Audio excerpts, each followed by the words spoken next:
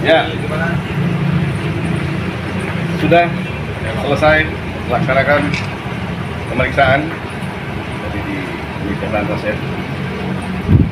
Jadi Mbak Emilia diberikan 25 pertanyaan hari ini. Semua sudah dijawab sesuai dengan fakta dan adanya. Tinggal nanti saksi-saksi pendukung akan diperiksa dalam Hari 25 pertanyaan itu terkait apa aja, Bang? terkait dengan pemalsuan. Pemalsuan. Tadi dilampirkan juga barang bukti baru. Sudah kita lampaikan.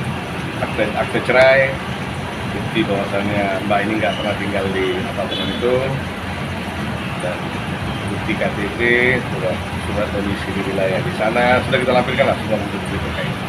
Maksudnya tidak ada hubungannya seorang Emilia dengan Jakarta Selatan.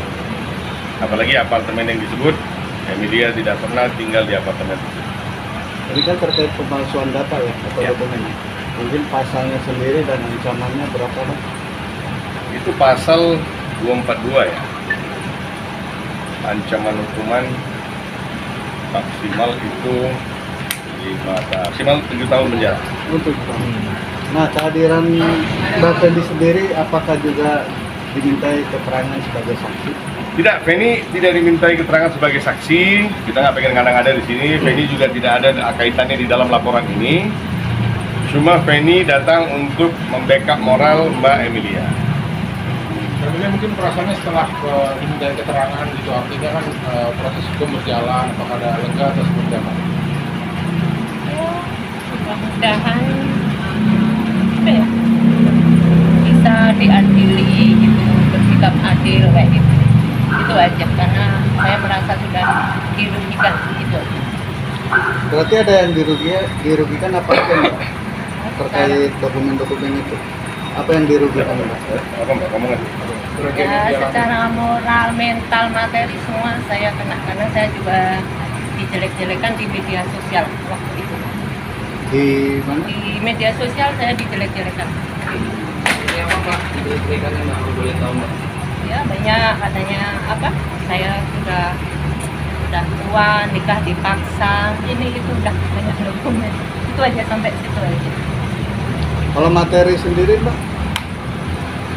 Jadi terkait dengan pasal yang kita adukan, pasal 242, itu terkait dengan memberikan keterangan di atas, memberikan keterangan palsu di atas tempat. Ancaman hukuman maksimal 7 tahun. Mbak Emilia sendiri awalnya tidak tahu kalau beliau sudah diceraikan. Tapi setelah yang bersangkutan mempublikasikan statusnya telah bercerai, setelah itu baru Mbak Emilia tahu, melihat dari sosial media kalau suaminya yang dia rasa masih aktif hari itu telah menceraikan dia tanpa izin dan sepengetahuan. Bang Heran, ini kan juga tadi Abang sebelumnya udah ngomong kalau misalkan Bang Feni dan Bang Emilia tidak boleh di podcast. Sedangkan sebaliknya Bang, posisi di sana lagi mulai bersuara di podcast Maret itu seperti apa Bang? Ya kalian lihat aja lah, kita kan sekarang kita bicara, kita orang Indonesia bro ya. Ya kita nggak usah bicara kirim roket ke bulan, ya kita bicara ya 1 tambah 1 2 aja. Kita orang Indonesia percaya logika 100%. Sekarang kalian lihat, yang cari pansus siapa? Pihak saya atau pihak sana? Jadi awalnya seakan-akan kan ini playing victim.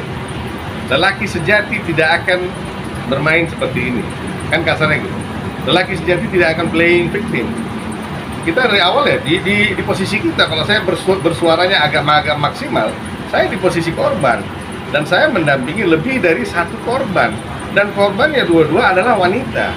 Dan di mana ini bukan saya bungkam, memang mereka memang orang yang bukan orang-orang yang vokal. Jadi memang saya harus bersuara di sini. Jadi jangan pernah dipikir saya memanipulasi pikiran mereka atau saya doktrin mereka agar tidak bicara supaya saya ambil alih panggung. Enggak, bro. Gue banyak kerjaan, ya. Saya bukan pengacara pengangguran kasarnya gitu.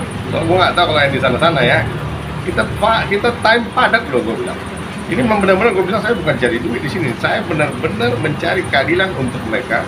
Sekali lagi gue bilang mereka ini adalah cerminan wanita di Indonesia yang mana terjolimi oleh pria asing. Kebetulan di sini prianya 1 orang, korbannya masih 2. gue nggak tahu yang berikut, gue nggak tahu yang belum terdata dan belum datang ke saya, kan gitu. Ada beberapa yang sudah menghubungi saya, mengaku korban yang pernah terlibat dengan ya mungkin one night stand atau gimana, cuma ya saya belum mau nanti terlalu melebar saya punya cerita kan. Tapi sekali lagi saya bilang saya tidak takut dengan hujatan-hujatan mereka, karena saya memang di sini untuk bersuara, ya.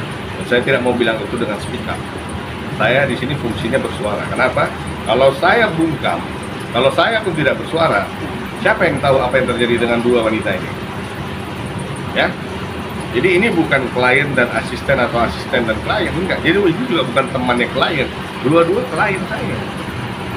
Dan dari hari itu sampai hari ini saya masih berdiri di sini.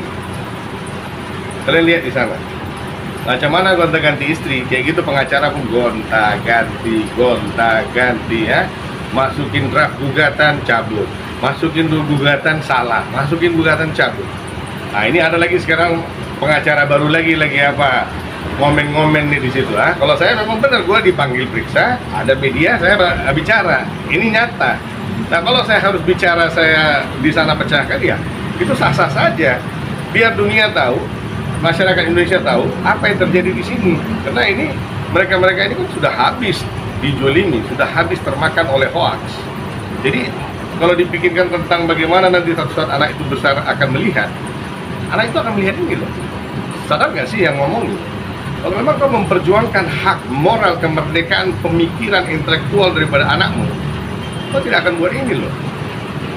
Dan kalau kau memang benar-benar manusia lelaki yang siap mati untuk anak, kau nggak akan tinggalkan ibu kandungnya. Pahit manis pasti kau jalani di dalam rumah itu. Kita juga suami-suami yang sudah punya istri dan sudah punya anak lah. Kita bukan anak-anak sekolah di sini kan. Jadi nggak usah deh, gue bilang. Dan singkat aja, kita bro, ini bukan bicara sombong, bukan bicara apa ya. Tujuan saya benar. Tujuan saya bersih. Siapapun selagi manusia itu halal, pasti saya halal. Ya. Dan yang paling penting, kita rakyat Indonesia, kita warga negara Republik Indonesia. Kalau kita dengan kebenaran, dengan penuh kebenaran, fakta, kita kalah sama orang asing, berarti kita belum merdeka. Ya, udah itu aja intinya. Kalian garis bawahi kata-kata saya.